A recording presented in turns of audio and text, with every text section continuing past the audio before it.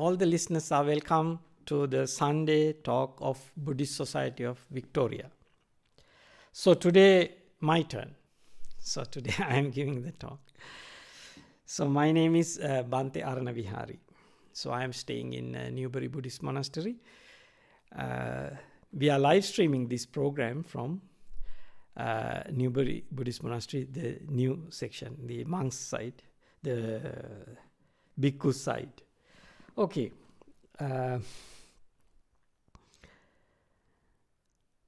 Today I will give a Dhamma talk. Already I got few questions, so Mr. Luke will ask the questions. Not now. After chanting, you can ask questions. So then I will answer. So if you have any more questions, you can post on YouTube live chat. So then I can answer.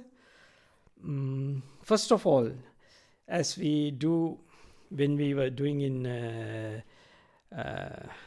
BSV Hall, so first we are doing chanting, recollection of Buddha, Dhamma and Sangha, and Karaniya Metta Sutta. First I will chant, and then I'll start the Dhamma talk. So first I will answer the questions, but now I have already got. Okay. So now I will start chanting. Namo tassa bhagavato arahato samma sambuddhassa. Namo tassa bhagavato arahato samma sambuddhassa. Namo tassa bhagavato arahato samma sambuddhassa. Itipiso bhagava arahang samma sambuddho. Vijjācarana sampanno sugato lokavidu. Anuttaro purisa dhamma sarati satta deva manussanang buddho bhagavati. Swakhato bhagavata dhammo Sandittiko akaliko ehi passiko opanaiko Paccattang veditabbo vinyuhiti. Supatipanno bhagavato savaka sangho. Ujupatipanno bhagavato savaka sangho. Nyāyapatipanno bhagavato savaka sangho. Sāmīci patipanno bhagavato savaka sangho. Yadidang cattari purisa yugani purisa puggala esa bhagavato savaka sangho. Ahuneyo pahuneyo dakkineyo anjali karaniyo. Anuttaram puññakkettang lokassati. Karaniya matta kusalena yantang santang padang abhisamecca. Sakko ujuca sujuca suaco cassa mudu anatimani. Santussa koca subharoca appakiccoca sallahuka vutti. Santindriyoca nipakoca appagabbo kulesu ananogiddo. Naca kuddhang samacare kinciyena vinyu pare upavadeyung. Sukhino akemino hontu sabbe satta bhavantu sukhitatta. Ye kechipana bhutatti tasava tavarava anavasesa. Dighavāye mahamtāvā majjimārassa kānukatūlā. Ditthavāyeva abdittāye ca dure vasanti avidure. Bhūtāvā sambhavesi vā sabbe sattā bhavantu sukhitattā. Naparo parang nikubbeta nāti maññeta katta cinang kanchi. Vyārosana patigha saññā ñāñña maññassa dukkha micceya. Mātā yatāniyang puttang āyusā eka putta manurakkhe. Evampi sabba bhutesu mana sambhavaye aparimanang. Mettanca sabba lokasmin mana sambhavaye aparimanang.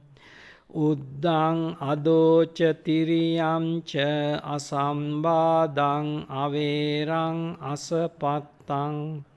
Tittang charannisinno asayano ayāvatassa vigata middo. Etang sating aditteya brahma metang viharang idamahu. Dittinca anupagamma sīlavā dassanena sampanno. Kāmesu vineyage dang nahi jātu gabba seyyang punareti.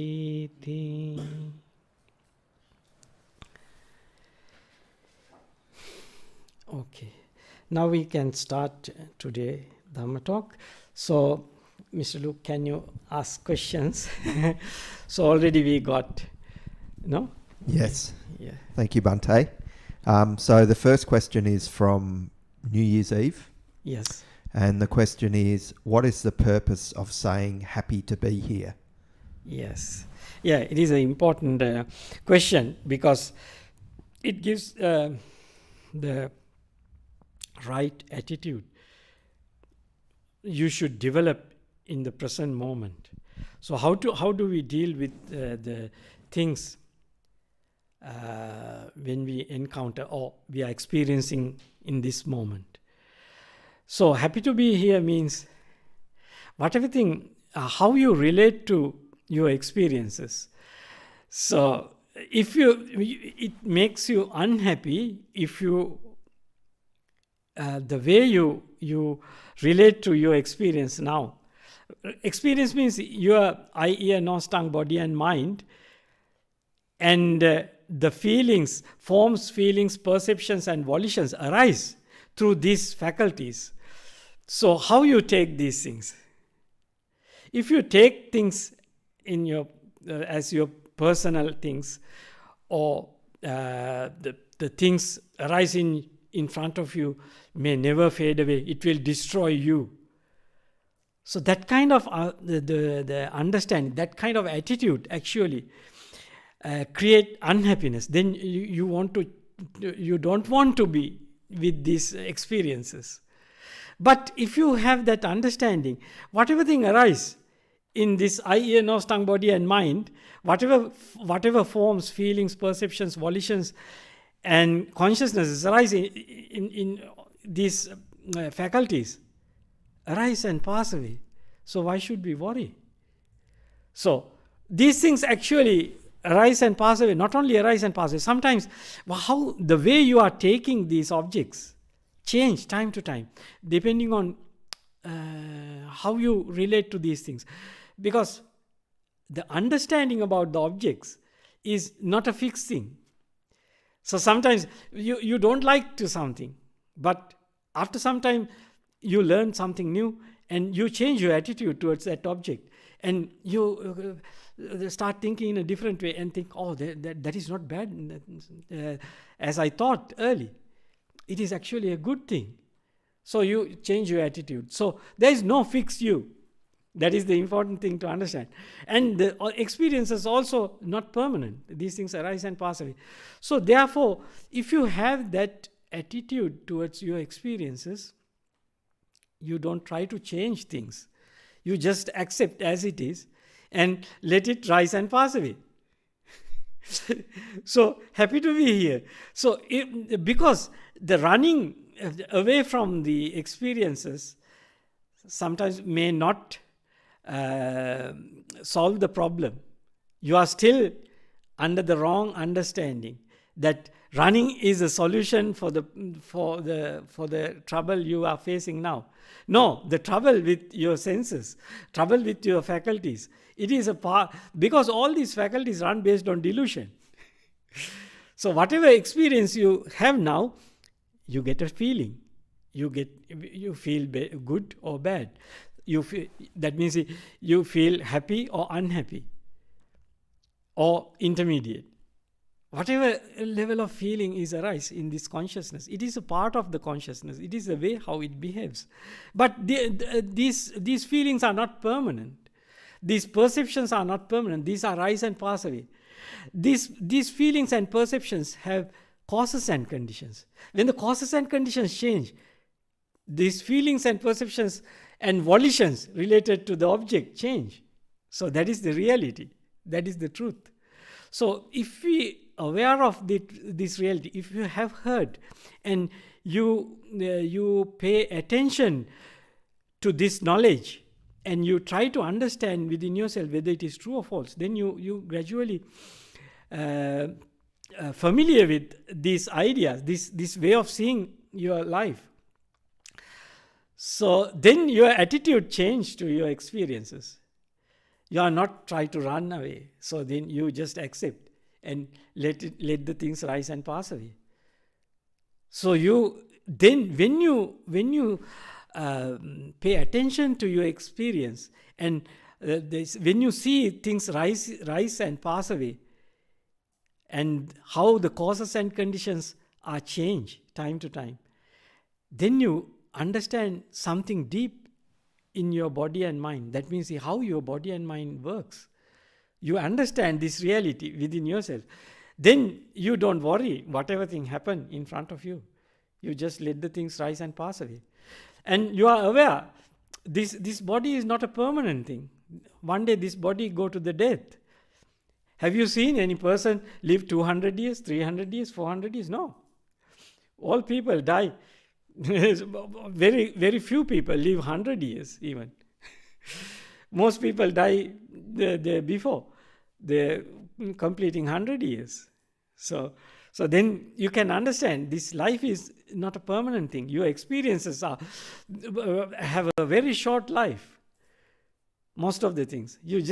If you accept things in this way, then you can develop the much more calm and patient mind to understand, the calm and quiet mind, peaceful mind, to understand things, how things rise and pass away. And you can develop the skillful means, that means kindness, softness, gentleness in your mind. Then you deal with the external world softly, gently. So that's why happy to be here have a big meaning. So how do we happy to be here? So you should develop the patience. So how we become patient with the objects? So that means you should have that right understanding about your experiences. Experiences include the world. That means your body and mind. You should know the reality, the nature of this body and mind. What is the big picture of this life? So how you come to the birth in this life and how these things happen. These things you can learn when you learning the Dhamma, Buddhism. Or you follow other. Actually, scientists also examine these things and they collect facts and they do research. So they also have this field. They try to understand and study these things. So happy to be here is important to understand in this way. So then if you stay with your experience, you can understand how things arise and pass away, and what are the causes and conditions related to these experiences, the present moment experiences. If you think past and future, so sometimes you miss whatever thing you are experiencing now. So that's it. That's why it is another important thing. Happy to be here is happy to experience, to be with the experience you are having now. So then you can understand. But you should have the right relationship to your experience. If you have the wrong relationship, so your reactions you can't control. Automatically the reactions arise within yourself. Then it will leads to something else. So something different, and then you go to more the problems or suffering, or you miss the present moment. Okay, is there any more questions? 2 more questions. Okay, very good. 2 more questions. Thank you, Bhante. Yeah, if you have any questions. Okay, yeah, you can ask. Is it related to this? Yes, it is related. Yeah, just give. So no, huh? Easy.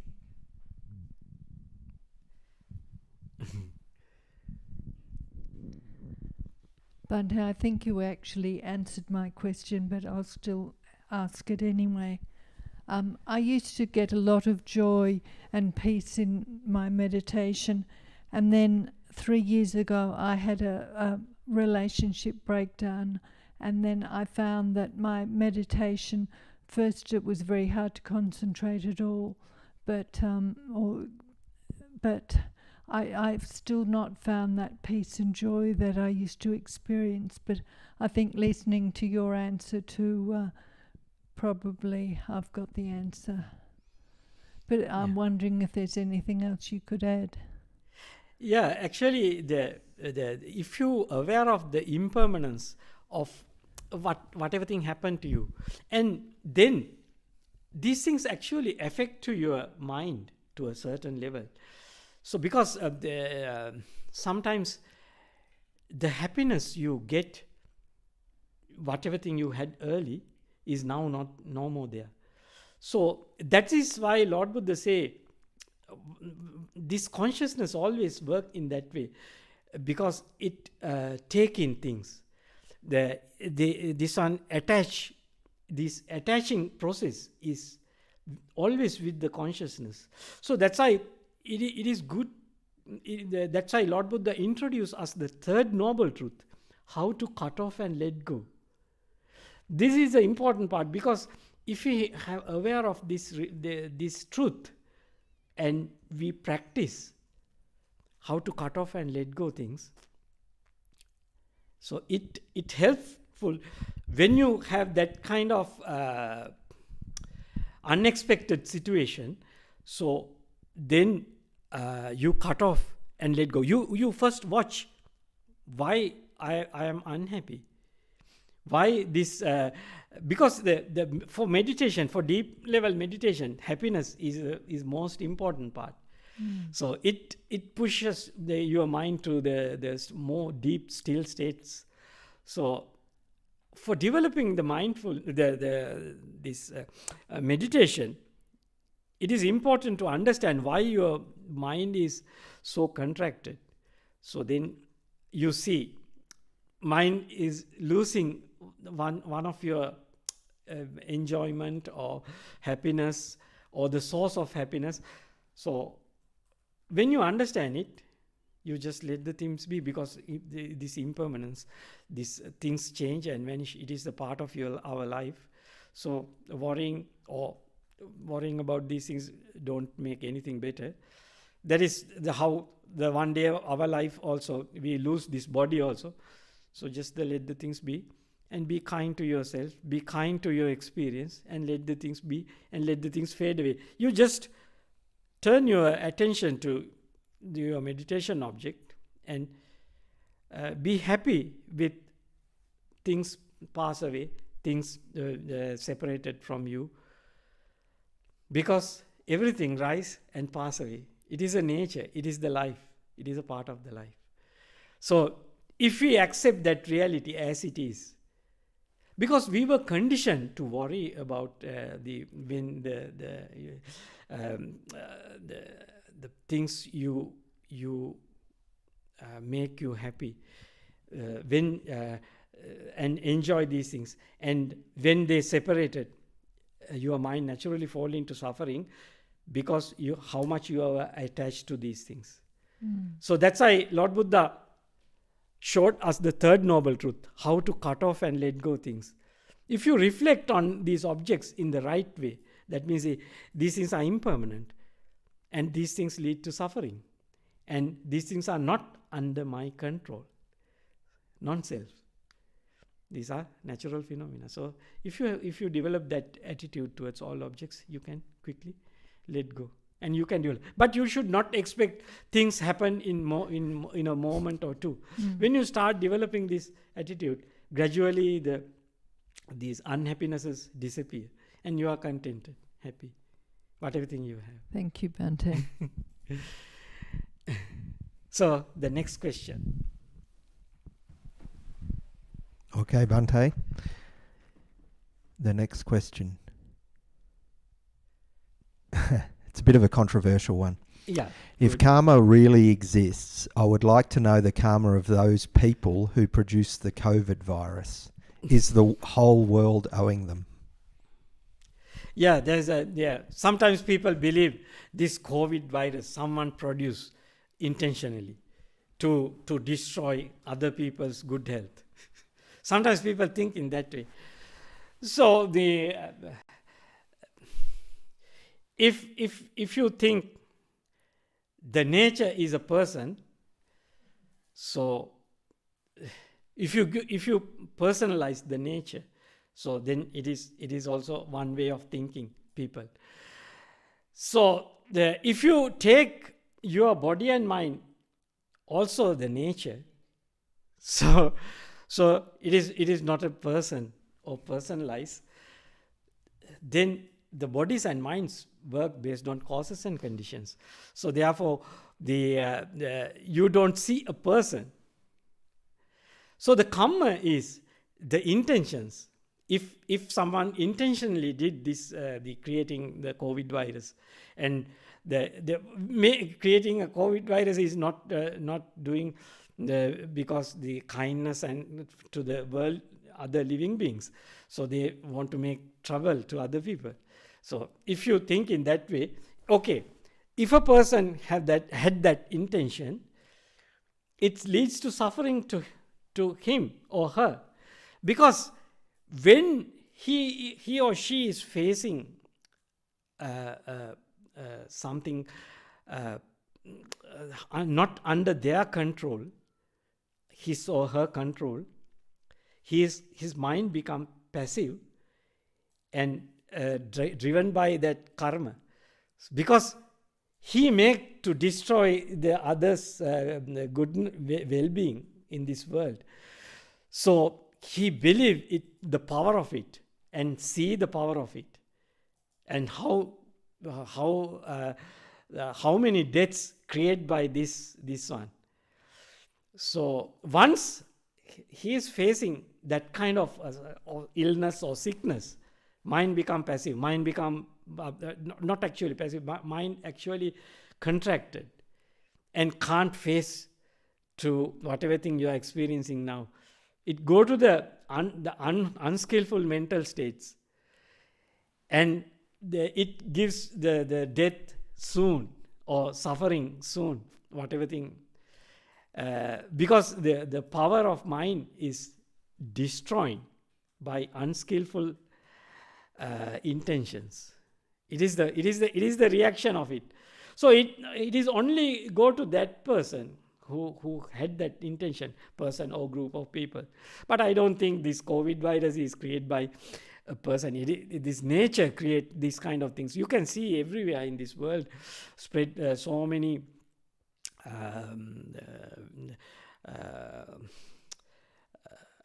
divisive ideas. That means make divisions among humanity. So, and create a lot of disharmony among people. So this kind of ideas are spreading in this time. You can see most of the countries in this world having those ideas. So it is time to time. If you read the history, about 100 years ago, Europe and most of the countries had this kind of ideas. And they faced two world wars. So it is something, a part of the nature.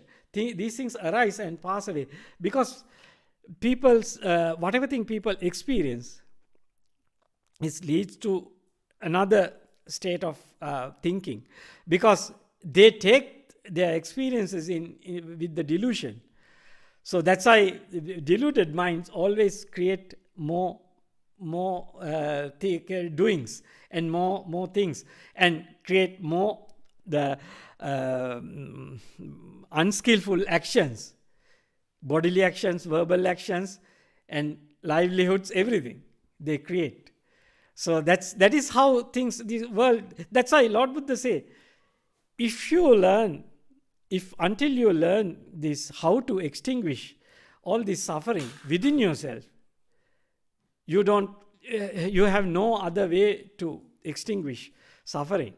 So how to extinguish your consciousness? Because when you are consciously engaged with this world, suffering, you can't stop suffering. It is a part of the system. Because it is how it works, this world. Because if you carefully watch how your consciousness works, you can clearly understand the causes and conditions which give arise the consciousness each and every moment change. So whatever thing you value now you are not valuing after some time. Your attitudes change. So this change happen in each and every consciousness, each and every body and mind. So that is the reality. So different, not all people listen to Dhamma, or they are not aware of the reality of body and mind. They are not aware of the big picture of this life. So that's why they have different conditioning, the different understandings, different beliefs, different learnings. So that's why people act differently and create suffering. That's why delusion, or the not understanding the reality, is everywhere in the world. Only few people understand. The people who understood, they calm and quiet. They let go things. They can endure whatever thing they are experiencing. Okay. Yes, one more question, Bhante, to start. The Buddha spoke about the Bhava Asawa in the Subhasawa Sutta, MN2, yep. Yeah. Could you please explain what the Buddha wanted us to understand? Please explain Vibhava Tanya. Tanha, yes. Tanha, much merits. Yeah. This, the bhavasava, this the meaning of bhavasava is the thoughts related to your existence. You are enjoying, when you are enjoying the existence, when you are enjoying the experiences, come through your senses or come through your mind, you are attached to those experiences. The asavas they have many different levels, because for a human, the kama asava is the most powerful thing, and the kama bhava asava and kama vibhava asava are always there related to kama asava. The kama asava can divide into these categories. But Lord Buddha the talk in the bhavasava, vibhavasava is something related to the rupa and arupa also. it is common to, because the kama asava only relate to the kama world. Kama means the five sense world. But bhavasava and vibhavasava related to rupa and arupa, the realms also. But rupa and arupa realms don't have kama asava. There is no kama asava because there is no five senses. So therefore you have to understand the bhavasava is the asava leads to, or the enjoyment of the experience, and all feelings, perceptions related to that experience. So it exists in kama world, that means the five sense world, and rupa world, the fine material realm, and immaterial realm. All these three, this bhavasava exists. Enjoyment of the experience, and you are attached, and you are lingering with those experiences. It is a part of the system. So vibhavasava is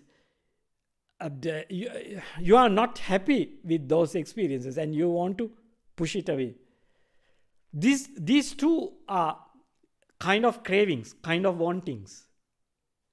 You want to be with, you don't want to be with. These are two bhavasava, the kamatanna, the bhavatanna and vibhavatanna. So these things lead to the asavas. So that is the nature of this consciousness works. Because when the five sense asavas, that means the kama asavas stops, naturally the reminder is the other parts. So kama asava stop when you cut off the attachment to the five sense world, when you develop to the jhana stage. The kama asava stops. Until otherwise the kama asava arise. So you have to develop mind to those stages.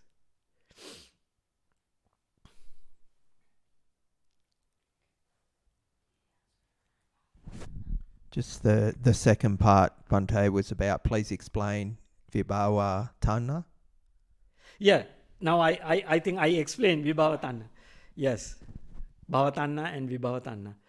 So the vibhavatanna is the wanting to non-exist or non-experience. So you prefer one experience. In the same time, you don't want some experiences. You just want to escape from those experiences. That is vibhavatanna. So that's why when you have the right attitude towards your experience, when you develop the right attitude towards your experiences, this bhavatanna and vibhavatanna also diminish. You know, these things rise and pass away. These are not my experiences. These experiences you get because when the consciousness exists here, you are conscious. When your eye consciousness is working, then the forms come through your eye and give feelings, perceptions. When it turns off, no, the forms come through your eyes, but other faculties might work. So when you shut down all these faculties, then none of these things are coming in and don't make anything suffer. But when the things are coming in, the choices are there. That means your consciousness is already programmed. It works based on your past intentions or past choices. So it is the way how it works, the consciousness. That's why there is no consciousness which don't have any feelings and perceptions. If there is no feelings, perceptions and intentions, there is no consciousness. Basically.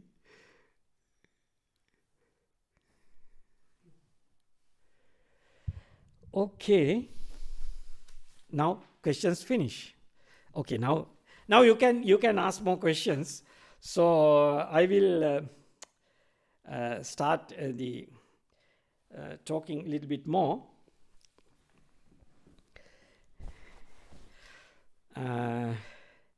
So first I will read this, the part of this sutta.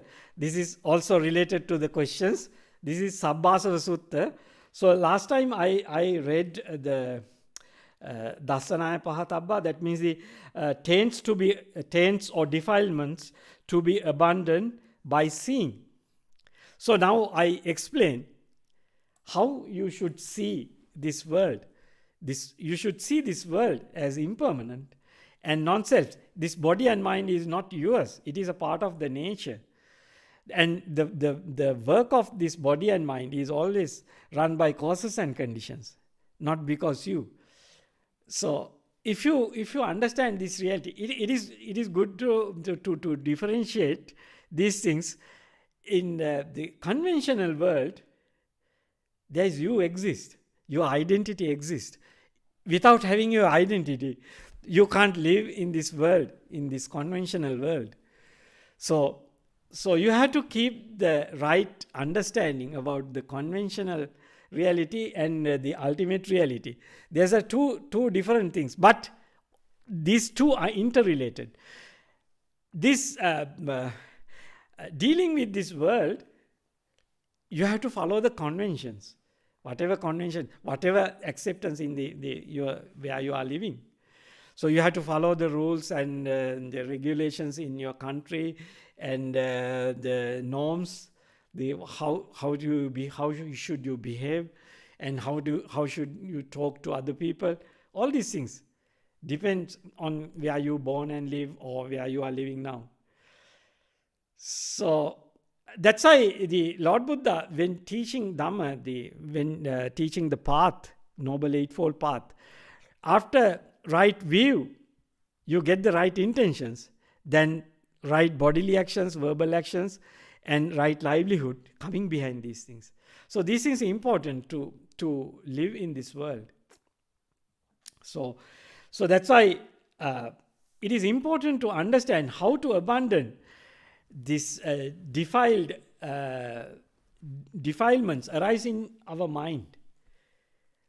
So if you rightly relate to your experiences, it is the biggest help to abandon the unskillful actions. The next thing is, some of your karmic reactions pop up automatically. It is a part of the system. Because you react until you develop a different reaction. Your previous reactions come up and you act accordingly.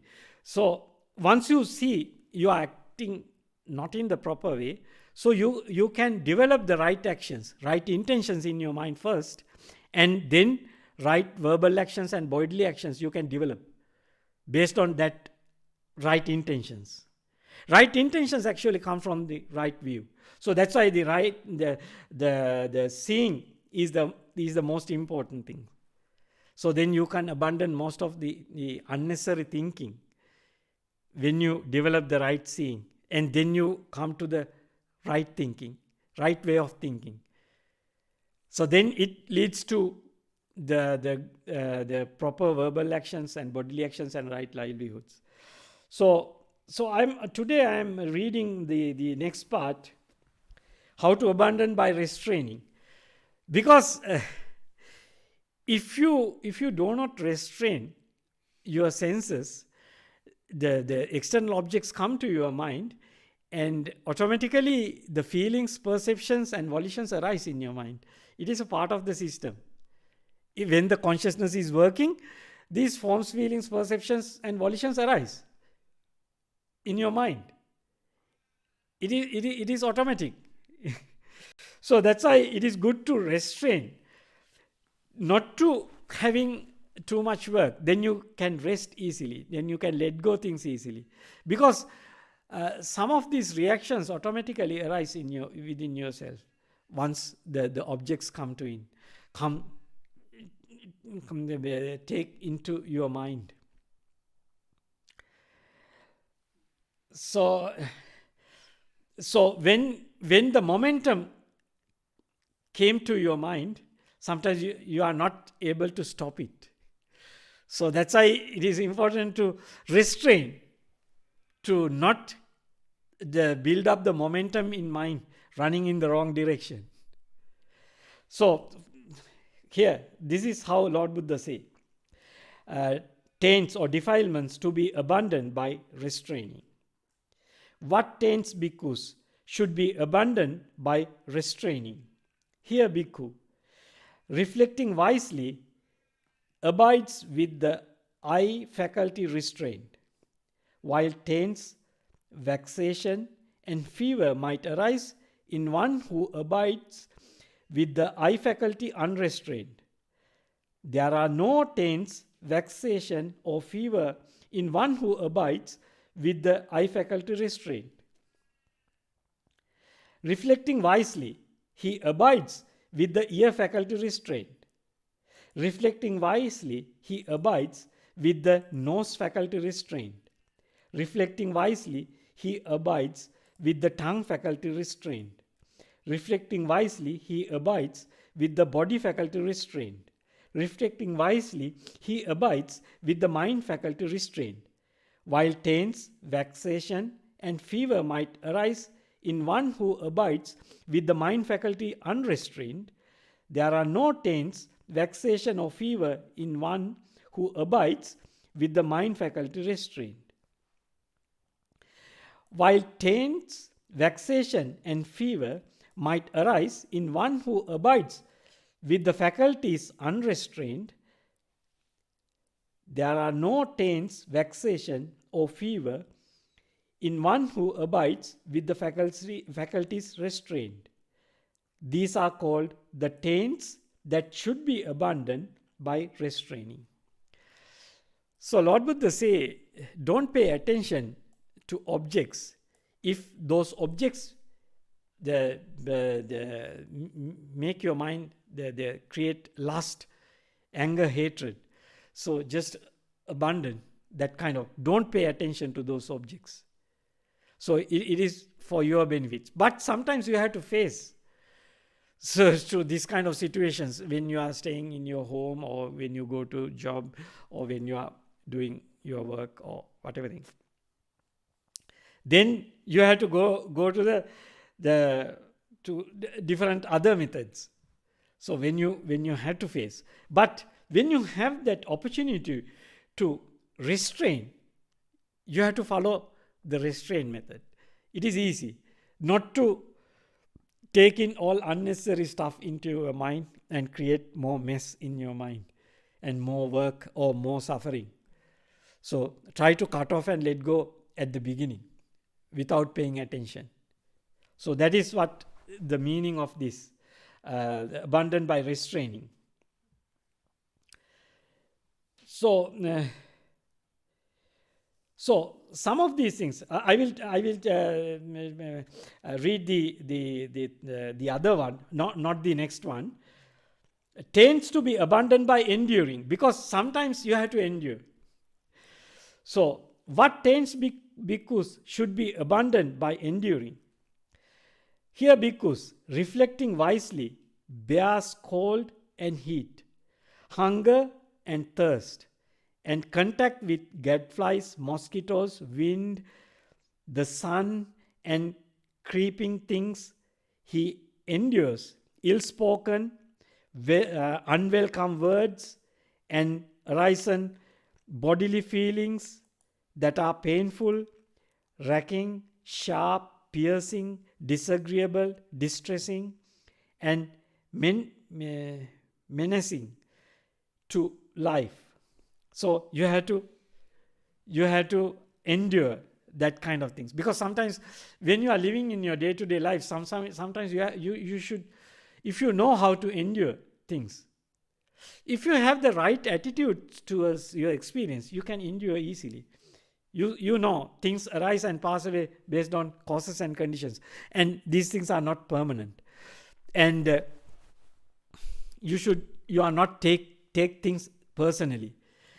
So then it is easy to endure.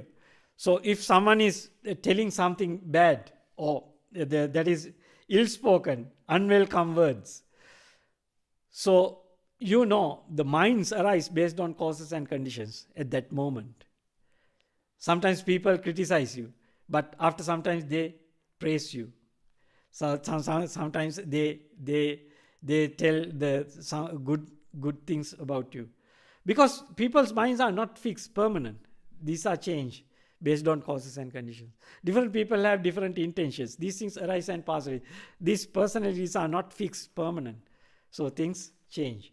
So if we have that understanding, you can bear whatever thing they are saying without answering, without telling, without confronting. You just let the things arise and pass away. So you develop that enduring. Enduring is important to understand and practice. Then your mind not falling into more thinking and doing and more suffering. You can avoid. So that is the taints to be abandoned by enduring.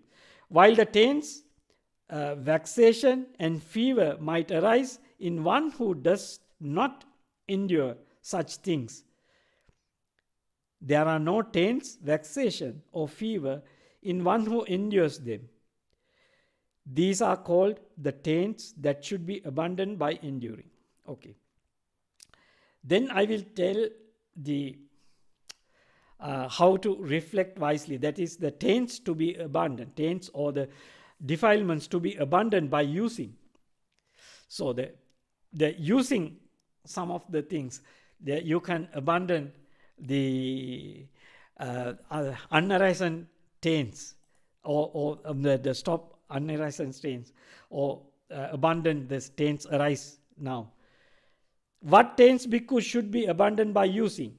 Here a bhikkhu reflecting wisely uses the robe only for protection from cold, for protection from heat, for protection from contact with gadflies, mosquitoes, wind, the sun, and creeping things, and only for the purpose of concealing the private parts.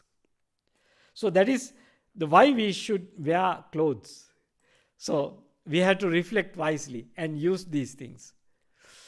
So this kind of using stop unnecessary thinking, unnecessary involvements. So if you reflect wisely in this way, reflecting wisely, he uses alms food neither for amusement nor for intoxication, nor for the sake of physical beauty and attractiveness, but only for the endurance and continuance of this body, for ending discomfort and for assisting the holy life, considering, thus I shall terminate old feelings without arousing new feelings, and I shall be healthy and blameless and shall live in comfort. So we have to reflect wisely when we are taking food. So these are not actually only for the monks, the bhikkhus, but these are also apply for the lay people who are practicing the path, practicing this Buddhist attitude towards their life. So these are important. You have to reflect wisely. So this is if you are reflect wisely upon your usages, so you can cut down most of the unnecessary stuff, and you can only use the useful stuff, and you can cut down a lot of your work, and you can reserve your time to practice stillness and meditation, to go to much more develop to still mind and detach from all this five sense world. So it will give you more happiness and contentment and make your body and mind more healthier than now. So these things are supportive. This kind of wise reflections are supportive to cut down unnecessary stuff. You are already involved in this world, because when you start practicing the path, actually you have to deviate from your day-to-day life if you are living as all other people who are not practicing the path, because they have no that right attitude towards life.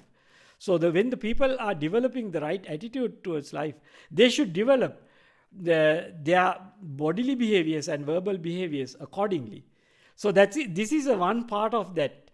What you are going to use, what you are abide with, what are the things you spend your time for doing.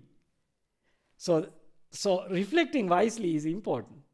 So the third thing, reflecting wisely, he uses the resting place only for protection from cold, for protection from heat, for protection from contact with gadflies, mosquitoes, wind, the sun, and creeping things, and only for the purpose of warding off the perils of climate and for enjoying retreat. So when you are using your resting place, your home, whatever resting place, for monks, they are huts or kutis. For lay people, their homes. So they can reflect on wisely and maintain those things. Sometimes when people start practicing meditation, they neglect their properties, or those properties become a problem for them, burden for them. So they have to maintain. So they can cut down.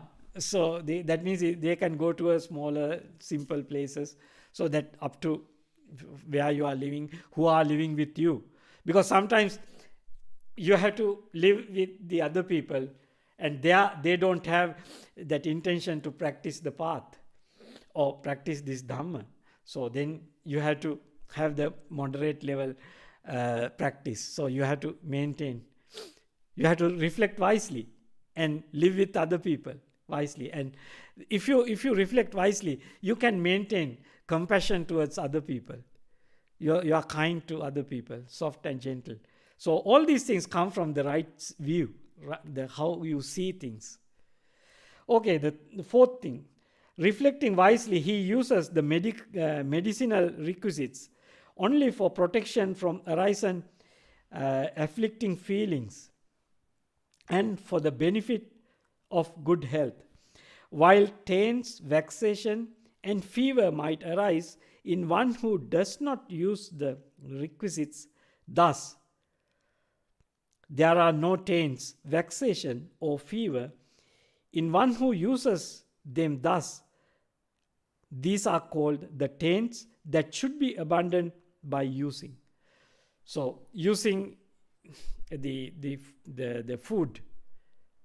your take for maintaining your body, and your shelter where you are living, your home or whatever place you are living. So you have to be kind to these things and maintain these things and look after wisely. So in the same way, when you are dealing with other people, you have to be kind, soft and gentle, because you live with the help of them. So these things also you are included for all your things you are interacting. You have to reflect wisely. This is important part of the practice.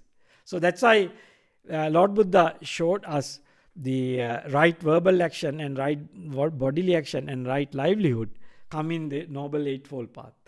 So all these things are included. So the next thing, tends to be abandoned by avoiding. So this one also important. Sometimes without making confrontations. So sometimes you can avoid things, not to fall into the troubles. What taints bhikkhus should be abandoned by avoiding? Here bhikkhus, reflecting wisely, avoids a wild elephant, a wild horse, a wild bull, a wild dog, a snake, a stump, a bramble patch, a chasm, a cliff, a cesspit, a sewer. Reflecting wisely, he avoids sitting on unsuitable seats, wardening to unsuitable resorts, and associating with bad friends. Since if he were to do so wise companions in the holy life might suspect him of evil conduct. So these things very important to each and every person in day-to-day life.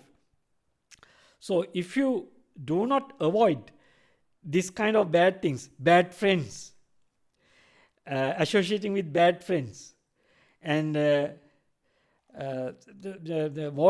wardening to unsuitable resorts. So that is also important. If you are living in a bad area or bad places, or you go to the bad places, so the people suspect you, so creating more problems. And you are attracted to sometimes the bad actions, verbal actions and bodily actions. These things are dangerous. So that's why Lord Buddha say you should abandon, reflect wisely and abandon these things. Avoid these things. Abandon by avoiding. So abandon by avoiding is also important. So these things are relevant to our day-to-day life.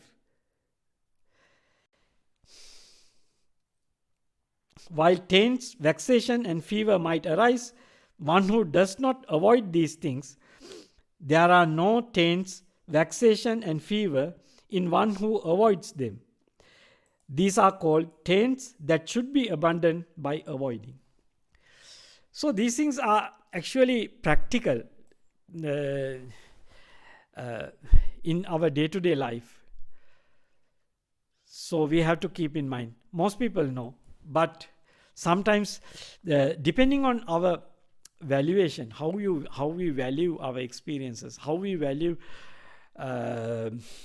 some actions, it is differ, because sometimes people think this person is good based on wrong valuation. So that's why it is important to have the right view at the beginning, right? How you see this body and mind, how you see this life, and what you value and what you don't value. Because sometimes people value the bad verbal actions and bodily actions based on their thinking, because they think, oh, you have to do like that, otherwise they will destroy our happiness. That kind of thoughts people have most of the time. So destroying the others are not the people. Yeah, that may cause, but the happiness is always based on how you take the objects into your mind. So how you skillful to cut off and let go. That is the important part of the life. So that if you understand your experience in the right way, so you develop that skill how to cut off and let go things. So and not to worry whatever thing you are experiencing now. You are happy to be with whatever thing you are experiencing now. So and let go, let the things rise and pass away. So this fundamental understanding is important to develop all these others. So that's my understanding, because the Lord Buddha say the right view is the most crucial thing. So once you get it, other things are become much more easier. So I think I am going to stop now. If there is any more questions, I can answer now. Nearly 10 o'clock. So I will read the other part next time. So other part actually mostly related to the meditation. So tends to be abandoned by removing and tends to be abandoned by developing. These things also you can take into your day-to-day practice. But it is mostly related to meditation. Thank you, Bhante. There's one question here from the chat related to that sutta MN2. Yes. Can you give us some practical methods that we can follow to not attend to things unfit for attention in the taints to be abandoned by seeing? Yes. So the basically, if you can directly feel that things should not be attend by this way. So when you attend to something, it creates the sensual desire or greed or hatred. So that is the basic criteria that you can use for abandoning things. So not to attain anymore. Because some issues, when you are attending, the greed and hatred arise. But if you develop the right attitudes towards your experience, that means if you reflect upon things as impermanent, and your experiences are not actually your experiences, it is a part of the nature, how your mind was conditioned to experience this one, how your mind was the condition to understand that object, that feelings and perceptions always based on your previous conditioning. So if you have that understanding about your body and mind, so you can relate, you can take that object in a different way, and you can just cut off the value of taking that object and let go. So that is the restraining is stopping taking in has two levels. So one thing is you should have that attitude that these things have no value, and you cut off and let go. The other level is you see the greed and hatred arise in your mind and make your mind more contracted and the unskillful. So if you see that the bad things arise in your mind, then it is one of the important causes. You can reflect wisely and avoid those things, or not to pay attention to those things if you can't control. But once you stop paying attention to those things, you can reflect wisely. Why am I get upset, or why the lust or hatred arise in my mind? Then you see the causes and conditions, how your the consciousness relate to these objects in this way. What are your previous the habits or previous take-ins? How you take these things before? So that is how the present moment consciousness arises. Because when you develop your mind to a different levels, so whatever the object now create lust in your mind, but when you develop your mind to a different state, that object never make lust in your mind, because you take it in a totally different sense, different way. So it never makes any lust in your mind or hatred in your mind, because the different causes and conditions ripen at that moment. That's why Lord Buddha says consciousness arises based on causes and conditions at that moment. So these things are supported by your continuous practices. This achinna kamma, asanna kamma. So achinna kamma is once you are practicing continuously something, it become a big power in your mind. Or asanna kamma. Asanna kamma means recently you practice something good, so it comes quickly before come to the all past actions. Like people practice the meditation, the samadhi meditation, and they make their minds peaceful and bring the mind to the higher states. So when they have that karmic power, so any objects come to their mind, they are not shaken by those objects, just they let go. No anger, hatred, these kind of things arise in their minds. So that is asana kamma. That is the close proximity what you have done, the recent past. Okay, yes, we have one more question, Bhante. Okay, good. Please, Bhante, how to reassure someone who has cancer? Why me? Sadhu Angie. Okay. When a person has a cancer, people they fall into that mentality. Why only I have this cancer? This body and mind works based on your karma. Sometimes if you go into the subtle level mind, a person who practice meditation, or a person who develop the attitude towards their body and mind as not theirs, it is a part of the nature. So they relate to their body and mind in a different way. So they can easily see how this mentality works, and how the moods are working, because the different causes and conditions create different mental states in your day-to-day life, or when you are living in this world. These things are actually based on your the past karmic background. That means karmic means the past intentions and how you behave past, how you dealt with objects in past. These things time to time ripen in your mind and act and give different kind of feelings. In the same way, the bodily things also like that. So some bodily problems also arise in the same way. This body is always closely entangled with the mental activity. So that's why sometimes these cancers cure when they start meditating and let the things be and let the things go without worrying. So sometimes these cancers disappear. These things Ajahn Brahm has a lot of experience with this, with Ajahn Brahm's disciples. When they start practicing meditation, these cancers disappear.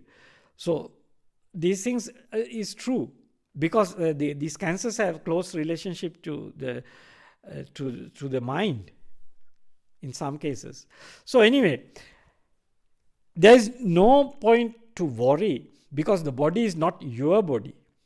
If you take the body as yours, then it is a problem, because body is a phenomena. It arises based on causes and conditions. You have chosen your mother and father based on your past life experiences. So that's why you're born in this country or other country, or why you chosen the parents with having this religion or other religion. So all these things, they are habits. All these things based on your past karma. That means your past intentions, past values. So now you get a new set of values, and once this body come to the death, you want to exist more based on what you expect now. So what you value now. So this is how it works. So the body is a part of the process. It is just a vehicle, like which car you are choosing now. But after some time you are not happy with that car. You see that fault, this fault in that car. Then you want to buy another car. You just sell this car. Or you try to repair and run the car. So if the car has the problem like this cancer, so then you have to abandon the car and go to another car. So this is how life, this is how body works. So this is how this body and mind, it is a natural process, natural phenomena. If you take in that way, you are not worrying about whatever thing you are experiencing now, whether it is a cancer or whatever the disastrous things. So cancer is also a disastrous thing. But sometimes you face much more disastrous things. That means now you are still living. You have means to maintain your body. Sometimes people lost everything. They lose their homes and they fall into the streets. Sometimes they don't expect. So sometimes they lose their limbs. So they have to live without limbs. How much suffering. So people have different level of their suffering. So only thing you have to do is happy to be whatever thing you are having now, and be kind, soft and gentle to your body and mind.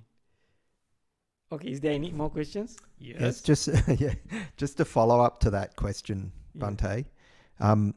Regarding that question, what would be the skillful way to communicate to the person who is not Buddhist? Having this cancer? Yes. Okay. Yeah, it is good if you know their beliefs. If you know that they are according to their religion, they believe the God. So increase the faith to the God, and the mercy of the God is important. To believe the God is important for them to release their mind from the body. Once they release their mind from the body get cured sometime, or they stop suffering. They are not worrying about their body. They develop the faith to the God, and they still and calm their mind. That is a great thing. So to increase the faith to the God, if he is faithful to the God, believe the God, it is important. So even if you read suttas, Lord Buddha's time, Venerable Sariputta's mother didn't believe Buddha. Venerable Sariputta is the two foremost disciples of Buddha, one of the foremost disciples of Buddha. They were the leaders of the Sangha community. His mother didn't believe Buddha, Dhamma and Sangha. He believed the Brahma. So at the last moment, he went to see his mother's last moment, he went to see his mother and increase the faith in her, and bring her mind up to the Brahma world. Because that is the easiest thing. Because they already have that faith. Only they have to remind them and develop the faith. So then they can let go the body and be happy to unite with Brahma. In the same way, the people unite with God. So it is a good feeling. It is a happy state of mind. What if the person is not spiritual, no God? Yeah, sometimes this karma is very, very difficult to deal with. Sometimes people have akusala karma. You can't take them out easily. If you can tell them, this body and mind is not yours, it is a part of the nature. So things come and go. If you can teach this reality, because sometimes people who don't have the spiritual life, but they have some level of understanding about the causes and conditions. So then you can remind them the causes and conditions. Things rise and pass away. So sometimes people don't face the cancers, but they face tornadoes or some other floods or tsunamis, and they die within seconds. So who can stop these things? To who get the blame? We can't blame anyone. That is the nature. So body is a part of the nature. So the cancer, because body and mind is a part of the nature. So these things arise based on causes and conditions. If we can remind them, this is something not unusual. It is a part of the nature. These things arise and pass away. So the doctors will do whatever thing they can do, but doctors can't do everything. So that is the part of the life. Sometimes when very healthy people, when they're traveling on the road, a big truck can come, hit and die at the moment. So who can stop these things? To whom we are going to blame? Blaming never solve the problem. So that's why we have to understand, we should not blame ourselves, and we should not blame to the outside, but to understand the life, understand this reality, things how rise and pass away. It is the nature.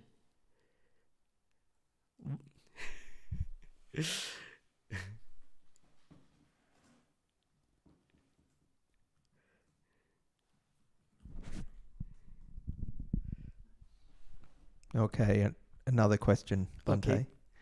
This too will pass. This too will pass has profound meaning. Yes. But when I say this to someone who is going through life's challenges, such this person was not happy, what should I do? Yeah, actually, the people who haven't trained mind to see this impermanent nature and not reflect on impermanent nature, they are not happy. But we can, because sometimes people attend to whatever thing they experience and try to change it. So if they are capable of changing, or if they have means to change that circumstances, it is good. Some people have. So, for example, your car had a failure, engine failure. So now you can't travel. If you have money, no big problem. You just throw away that car and buy a new one. If you don't have money, so then it's a problem.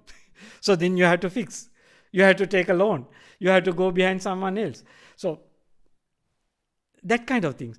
So things rise and pass away. But sometimes you have to deal with your life in difficult situations. So,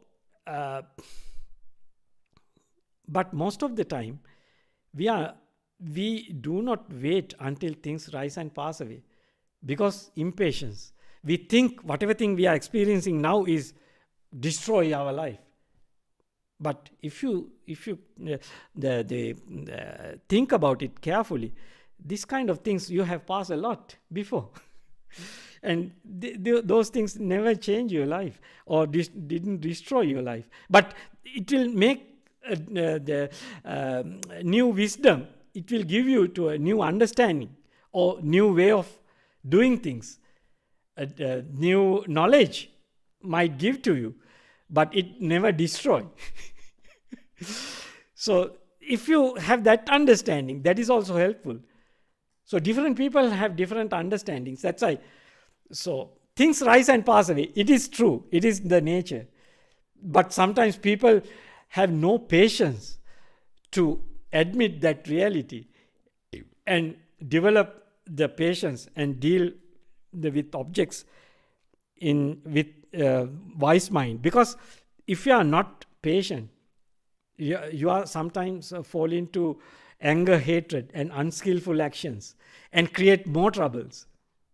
So if you can develop the patience, then you can develop the skillful mental actions and bodily actions and avoid all the unskillful actions. Is there one more question? Okay. Good. One more question, Bhante. Can you please explain the Bojjhanga 7 factors and how it leads to jhana? Thank you. Yes.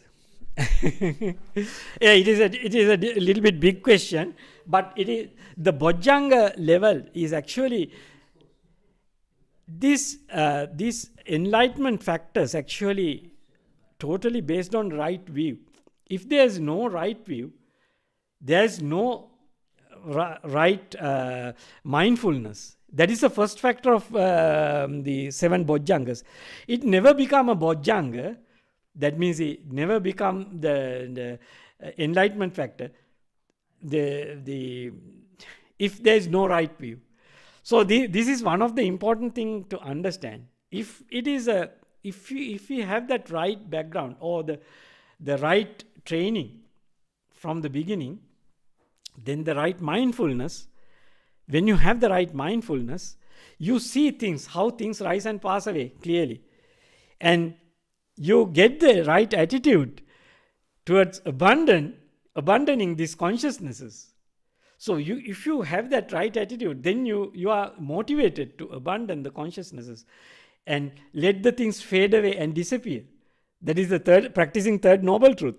So then you are focused to those actions, and you are motivated to practice meditation, abandoning the five sense world. Abandoning five sense world means the all five sense world objects and all relationships with the five sense world objects. That means abandoning hindrances. The first 2 hindrances especially. You develop and you have the right attitude towards your experiences. You abandon the other 3 hindrances also, and develop your mind to more deeper still states, and you get the courage to do it. That is the third factor of the Bojjhanga. That is the third factor of enlightenment factor. Second is the right reflection, right understanding about what you are experiencing, what is rising and passing. And then you start abandoning the five sense world objects. And then you develop the piti sukha. Piti sukha is the happiness of mind and happiness of your tranquility of your body. You develop, you let go by letting go of the five sense world. And then you attain to the samadhi, stillness. And then you come to the equanimity of mind. That means a deeper, different people use different words. So the stillness go to much more deeper level. So when you are experiencing these levels, you are experiencing how to abandon. You are experiencing only mind, no five senses, no five sense consciousnesses, and no thoughts all related to these things. Once you experience those levels, and when you come back to the sati sambojjhanga, that means the mindfulness, the enlightenment factor of mindfulness, and you have that the right attitude towards what you experience. You know these experiences arise based on causes and conditions, and those things disappear when the causes and conditions ceases. So you have that right attitude. So then you get more courage to go to deeper stages.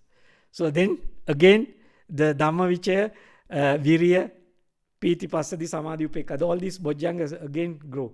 That means the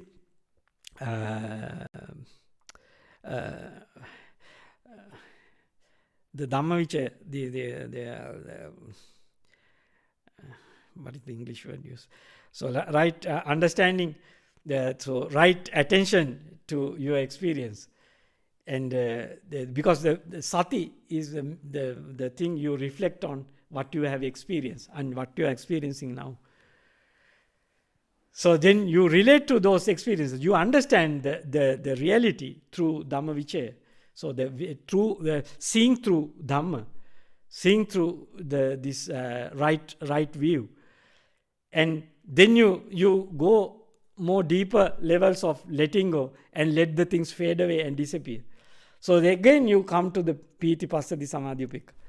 So that's I briefly explained because we don't have much time. So this is the long thing. Yes. Oh, no more questions. Okay. Now we can stop. Now we are coming to the. So I will pay respect to Buddha, Dhamma and Sangha and conclude today's session.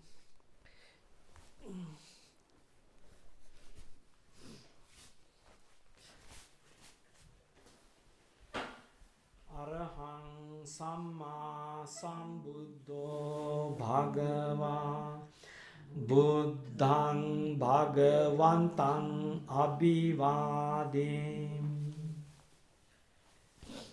Swakhato Bhagavata Dhammo Dhamman Namassami